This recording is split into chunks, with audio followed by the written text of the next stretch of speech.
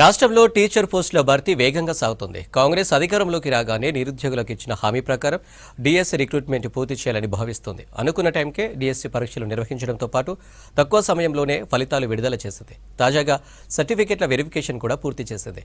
11,062 teacher పోస్టుల భర్తీ కోసం నిర్వహించిన డిఎస్సీ 2024 అభ్యర్థుల సర్టిఫికెట్ల వెరిఫికేషన్ పూర్తయిందని విద్యాశాఖ అధికారులు ప్రకటించారు.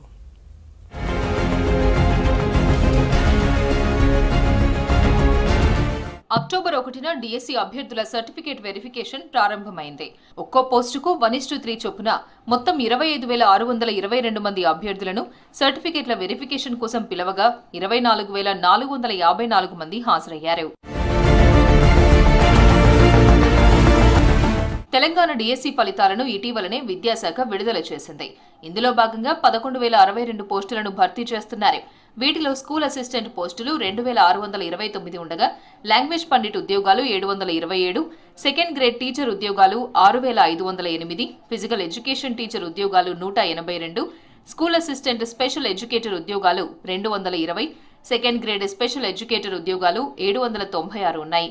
అయితే డిఎస్సీలో అభ్యర్థులు స్కూల్ అసిస్టెంట్, ఎస్జీటీ రెండింటికి ఎంపికైతే ఏదో ఒకదానికే సెలెక్ట్ అయ్యేలా పాఠశాల విద్యాశాఖ చర్యలు తీసుకోనుంది.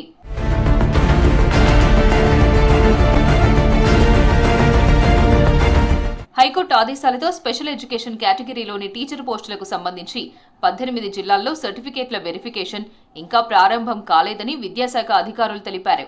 18 జిల్లాల్లో 5 జిల్లాలకు పర్మిషన్ రాగా వారికి ఈ రోజు సర్టిఫికేట్ వెరిఫికేషన్ చేయనున్నారు.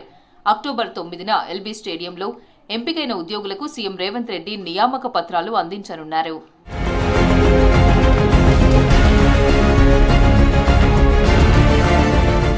డిఎస్సీ నియామకాలు టైంకు పూర్తి చేయడం, స్వయంగా సీఎం నియామక పత్రాలు అందిస్తామనడంతో ప్రభుత్వ తీరుపై అభ్యర్థులు హర్షం వ్యక్తం చేస్తున్నారు.